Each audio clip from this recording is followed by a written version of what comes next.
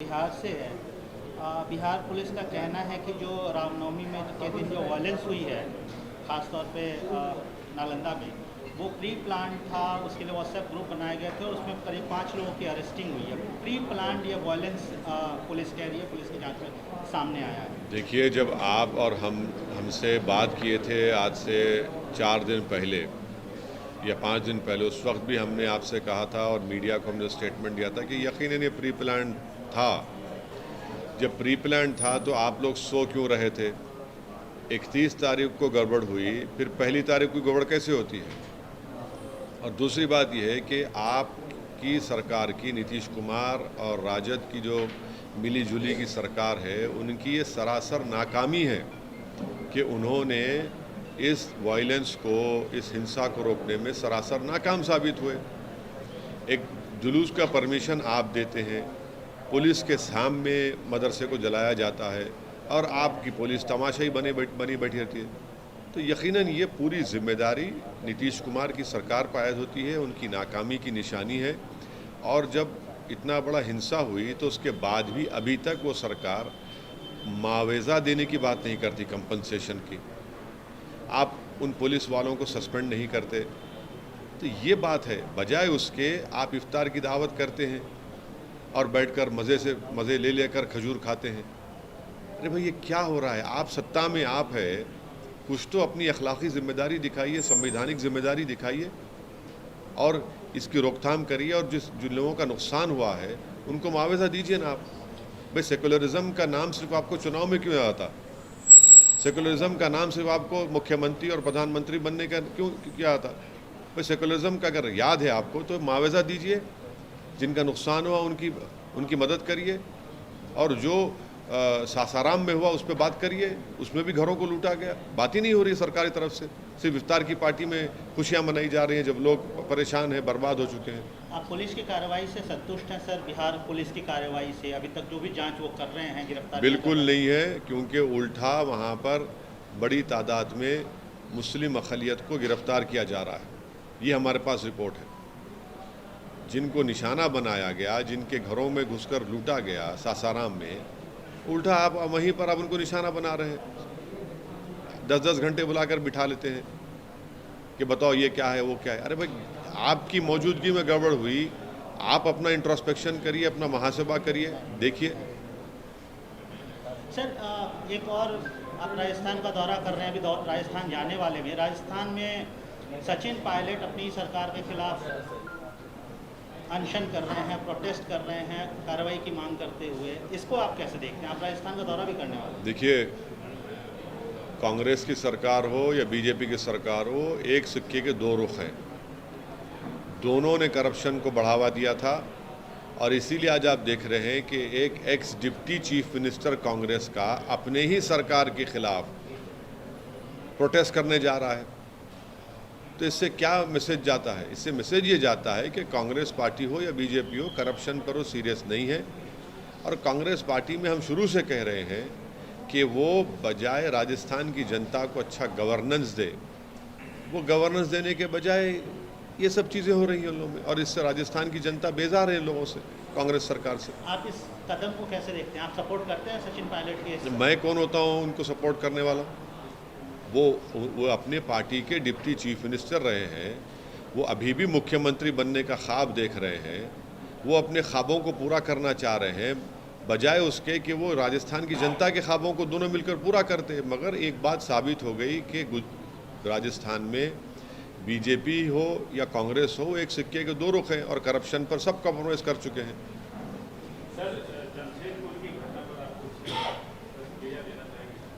नहीं तो हम तो उसी वक्त आपसे कहे थे जब गवर्नमेंट ऑफ इंडिया ने एक एडवाइज़री जारी किया था। हम तो ये कह रहे थे कि वो एडवाइज़री वो आरएसएस के ऑर्गेनाइजेशंस को जारी कर रहे थे बीजेपी की सरकार के, भाई ज़रा अमन बरकरार रखिए, गड़बड़ होने मत दीजिए। एडवाइज़री सरकारों को देते रहे। भाई, आप खुद ज़मीन पर क्या कर रहे हैं? आपकी ऑर्गेनाइजेशन, आरएसएस के जो सिस्टर ऑर्गेनाइजेशन है, वो क्या कर रहे हैं? देखिए।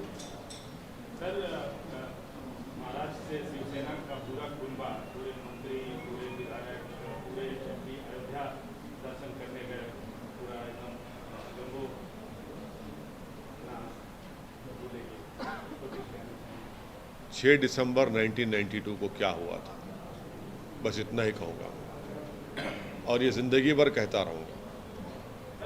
नहीं, 6 दिसंबर 1992 को क्या हुआ था,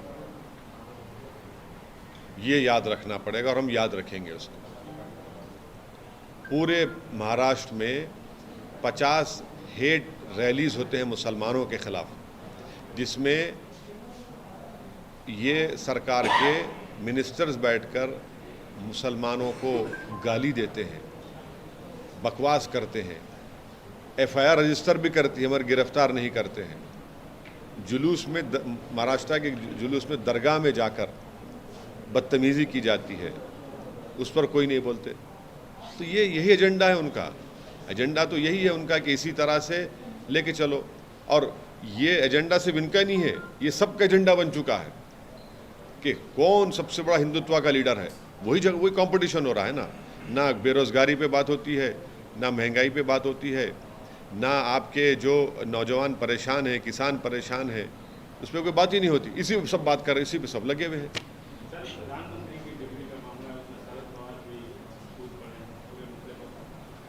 अडानी को भी शरद पवार ने इंटरव्यू दिया, उनका बोला कि उन पे टारगेट किया जा रहा है। अब देखिए, ये इसका हम इतना ही बोलना चाहेंगे कि हम क्या करेंगे भाई, ये तो इन लोगों का मामला है जो अपोजिशन में है, सब लोग वो बताएं। इनमें इतना डिफरेंस कैसे आ गए? पूरा पार्लियामेंट आपने रोका, पार्लियामेंट को आपने रोका, एक स्ट्रेटजी बनाई आपने, फिर आप ही के मेन पार्टनर और वो बड़े लीडर हैं शरद पवार साहब, वो ये कह रहे हैं तो उनको बोलना चाहिए, आपको पूछना चाहिए कांग्रेस के नेताओं से, और ख़ास तौर से उस नेता से पूछना चाहिए जिनकी मेंबरशिप चलेगी विचारों की, उनसे पूछिए। वो तो फ़ोटो लगाए निकाले थे लोकसभा में फ़ोटो निकाल के बताए थे ना, प्रधानमंत्री जो है एयरक्राफ्ट में बैठ रहे हैं, वहाँ जा रहे हैं, उनको बोलना चाहिए। अब ये अपोजिशन यूनिटी ये होगी क्या? आप बताइए। हाँ, जहाँ तक हमारी डिग्री का सवाल है, हमारी डिग्री है, हमारे पास डिग्री है। हम अगर कोई देखना चाह रहे हैं तो वो लिंकन जिनको ईमेल कर ले, डिग्री हमारी मिल जाएगी। उसमें यूनिवर्सिटी में बीए की डिग्री मिलेगी, हमारी डिग्री तो है भाई। सर इसी पे आपकी आमद कब होने वाली है कर्नाटक? नहीं, कर्नाटक में आमद क्या, कर्नाटक में हम आ चुके हैं, हम अपने 3 कैंडिडेट्स का अनाउंस कर चुके हैं, हमारा काम चल रहा है, हम चुनाव लड़ेंगे। आप थोड़ा इंतज़ार करिए, बता देंगे आप, चुनाव तो लड़ेंगे। सर ये जो आमद सर जो सर्टिफिकेट नहीं, चुनाव तो लड़ेंगे, थोड़ा इंतज़ार करिए, बताएंगे, डिटेल तफसील बताएंगे आपको। हम कहाँ भाग सकते हैं आपसे सर, आपके साथी हैं हम, बताएंगे ज़रूर आपको। नहीं बताएं, अभी इतना कोई हम अपनी जल्दी कुछ नहीं बताएंगे आपको ज़रूर, चुनाव तो लड़ेंगे ज़रूर। ये जो सर्टिफिकेट की बात आप कर रहे थे, आम आदमी पार्टी आज कैंपेन शुरू करी है, और पवार की बात तो अभी आप कर चुके थे, मतलब ये कैंपेन शुरू करना, और जयंत चौधरी एक प्लान खेरा, मतलब वो लोग भी कैंपेन बैक नहीं करने वाले, जो अपोजिशन में भी इतने डिफरेंसेस है बल्कि बोल रहे हैं। मैं इस पर कोई बात नहीं कर सकता हूँ, क्योंकि मैं उनके सो कॉल्ड अपोजिशन यूनिटी का हिस्सा मुझे नहीं बनाया गया है, वो मुझे नहीं बना। जहाँ तक मेरी सर्टिफिकेट का सवाल है, मेरी सर्टिफिकेट है मेरे पास। क्या प्रधानमंत्री के सर्टिफिकेट पे जो सवाल उठ रहे हैं उस पर आपकी राय क्या है? दिखाना चाहिए, दिखाने की जो मांग हो रही है उस पर आपकी राय क्या है? अरे भाई, अगर मुझसे कोई आकर पूछेगा तो मैं बोल दूंगा, दे दूंगा आपको मेरा सर्टिफिकेट, अभी बता दूँ आपको, लाके लेके मैं तो 12 लाख की डिग्री लेकर, मैं तो ऑफिस में लगा के रखा हूँ उसको, आप देख लीजिए ना, छुपाने का क्या है? है तो है, नहीं है तो नहीं है। बोलने का मतलब ये है कि प्रधानमंत्री को दिखाना चाहिए क्या? हाँ जी, नहीं देखिए, नहीं ऐसा है ना, इलेक्शन एफिडेविट में, देखिए हमारा डिग्री, एक मिनट सर, इसको जरा ये कर। ये हमारे खून पसीने की कमाई है। कितने साल? हाँ देखिए, लिंकन जिन की है सर, 1994 95 के सर, डिग्री में 94 में क्वालिफाई हो गए थे, डिग्री जाके लिए थे हम। ये हमारी तो डिग्री यहाँ पे है, आपका अगर आप ले लीजिए कॉपी, आपको चाहिए तो ले लीजिए। इशारों में आप बोल रहे हैं कि दिखा देना? नहीं, हम ये नहीं बोल रहे। देखिए, जब इलेक्शन आप पिटीशन दाखिल करते हैं, एफिडेविट नॉमिनेशन का, उसमें लिखना पड़ता है ना, आमदनी आपकी, बीवी है नहीं है, बच्चे है, प्रॉपर्टी कितनी है, डिग्री कितनी है, सब लिखना पड़ता। आप मेरे से पूछे तो मैं तो मेरा दिखा दिया। अब मुझे परवाह नहीं है क्योंकि क्या प्रधानमंत्री को भी दिखाना चाहिए, आप ये बोलना चाहते नहीं, मैं बोल रही ना, आप मुझसे पूछे मैं अपना दिखा दिया, क्योंकि कल आप पूछने वाले थे आपकी कहाँ है बताओ, उससे पहले प्रीएम करके आपको दिखा दिया मैं। तो पीएम साहब क्या करना चाहिए सर इसमें? हाँ हैं? पीएम को भी दिखाना चाहिए क्या? नहीं, पीएम साहब तो फोटो ले रहे हैं, शेर की शेर दिखाई नहीं। पीएम साहब तो गए जंगल में, शेर ही नहीं दिखा उनको, जंगल में शेर ही नहीं दिखा। नहीं, जंगल में मंगल ही पूरा गए, शेर ही नहीं दिखा उनको बेचारे। इतना मैंने बड़ा कैमरा लेकर गए थे, शेर दिखा ही नहीं। टाइगर, पुली, बाघ दिखा ही नहीं। हम यही कह रहे हैं कि बीजेपी जो एडवाइस, सुन तो लीजिए, बोल तो ले रहे हैं, हम बता रहे हैं आपको। आप जब तक बीजेपी अपने ऑर्गेनाइजेशंस को रोकेगी नहीं, हम अब से नहीं 5 साल से आपसे कह रहे हैं, ये सब चीज़ें रुकेगी नहीं। और दूसरा ये कि जो कांग्रेस पार्टी की जो सत्ता में है उनको चाहिए, भाई धर्म संसद छत्तीसगढ़ में नहीं हुआ था, स्टेट स्पॉन्सर्ड धर्म संसद हुआ था, उसमें एक महाशय जाकर क्या बकवास किए थे। आप आइडियोलॉजी पे कॉम्प्रोमाइज कर चुके हैं ना। आप ये दिखा रहे हैं कि सबसे बड़ा हिंदुत्व की आइडियोलॉजी का नेता कौन है, तो कांग्रेस पार्टी में कहाँ रहे वो आइडियलिज्म की पॉलिटिक्स, नेहरू की? कहाँ रही वो मुजाहिदीन आज़ादी की कुर्बानियों की सियासत, कंपोजिट कल्चर, डाइवर्सिटी, प्लुरलिज्म कहाँ रहा इनमें? ये तो सब किस्से कहानियों में, अफसानों में हो गया है। अब तो मुकाबला है कांग्रेस पार्टी का कि सबसे बड़ा हिंदुत्व का नेता कौन होगा, उसी पे लेते हो आप। देखिए क्या हो रहा है, आइडियोलॉजी पे कॉम्प्रोमाइज कर चुके हैं आप लोग, कांग्रेस पार्टी। सर, प्रधानमंत्री जी का धन्यवाद करेंगे, वो तेलंगाना के लिए अपनी विजिट किए थे तो अच्छे खासा उन्होंने इन्वेस्टमेंट कई। नहीं, आप ऐसा सवाल कर रहे हैं जैसा कि प्रधानमंत्री ने अपने जेब से दिया है सब ये। ऐसा तो मत करिए ना, इतनी तौहीन तो तेलंगाना की, हैदराबाद की मत करिए।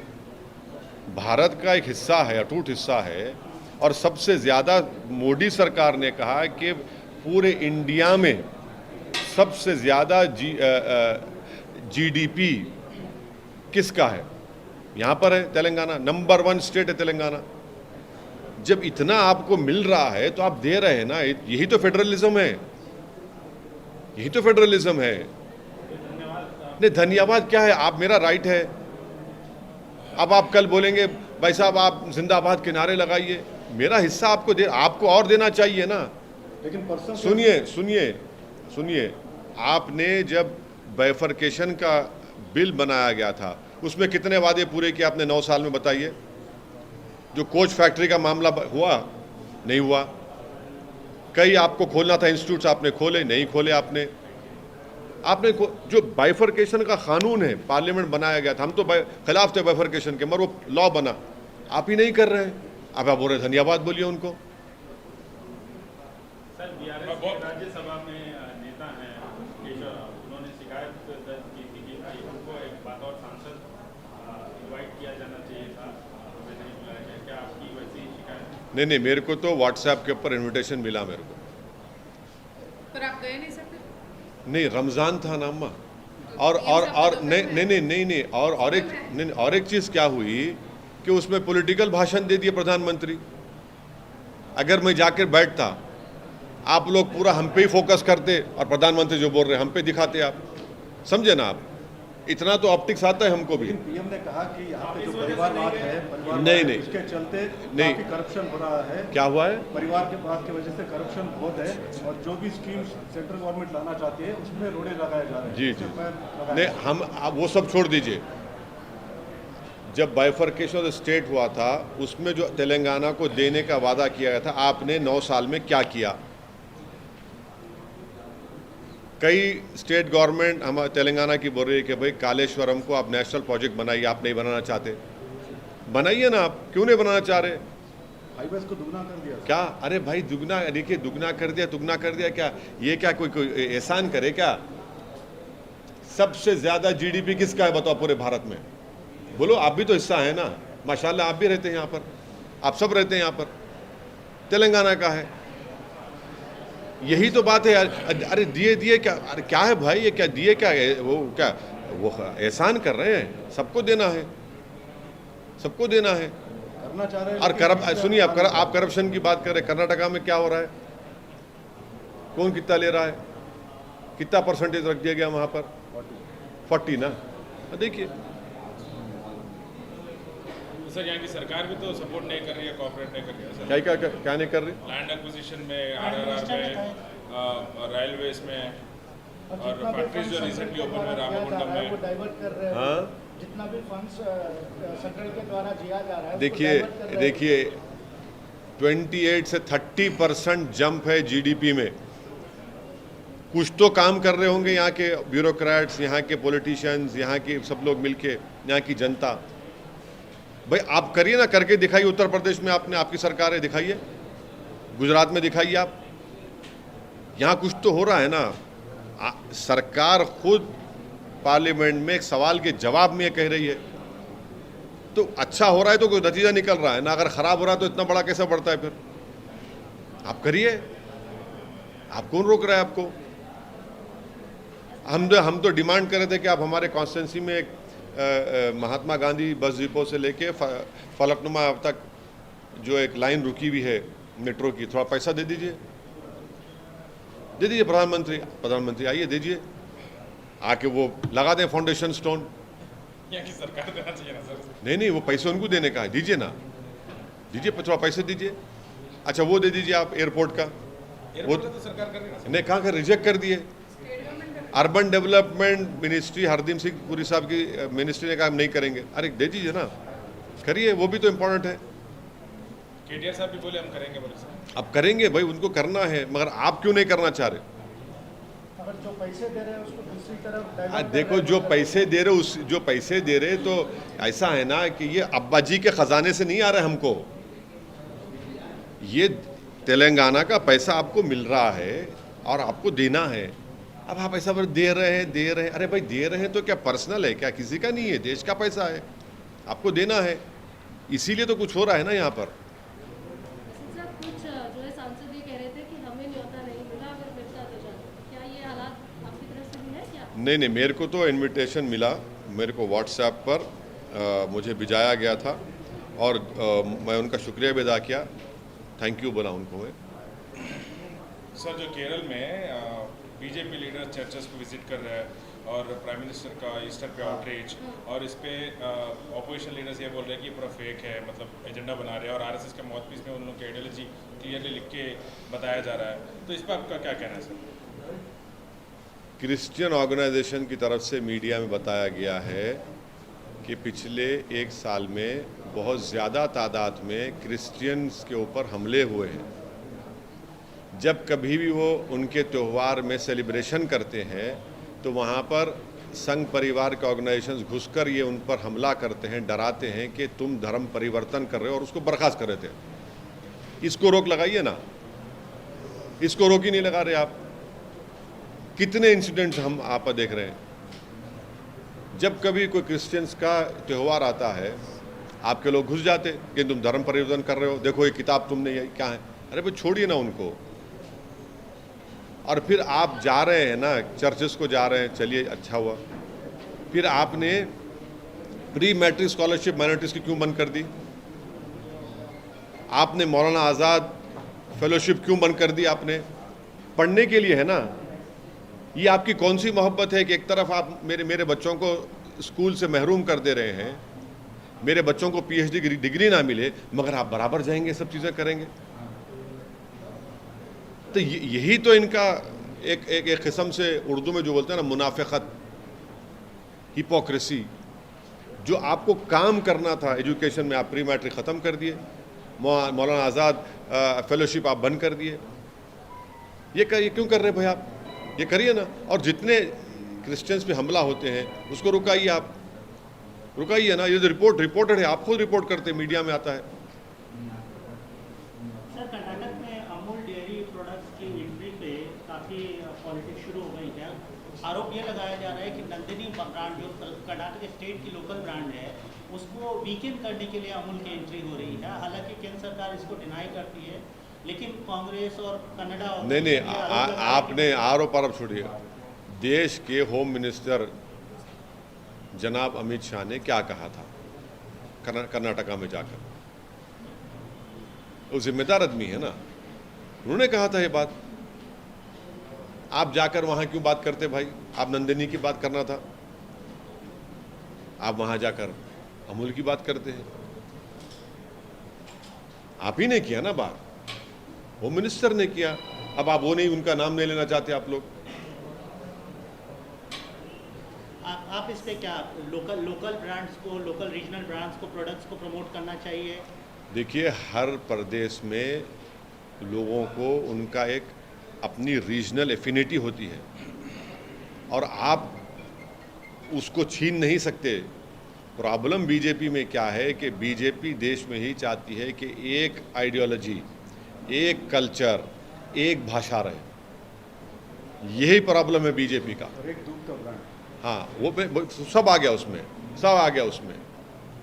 वो प्रॉब्लम है, वो अपनी आइडियोलॉजी से नहीं हटना चाह रहे, इसीलिए वो कह रहे हैं बात को। आज ज्ञानवापी की हियरिंग थी सुप्रीम कोर्ट में और वो वज़ू के पानी का इंतज़ाम के लिए, रमज़ान का महीना है, पानी का इंतज़ाम नहीं किया गया है, इसीलिए वो किया गया है। अब ये जो ज्ञानवापी मस्जिद का है, मथुरा की मस्जिद का है, इसमें कौन है बताइए?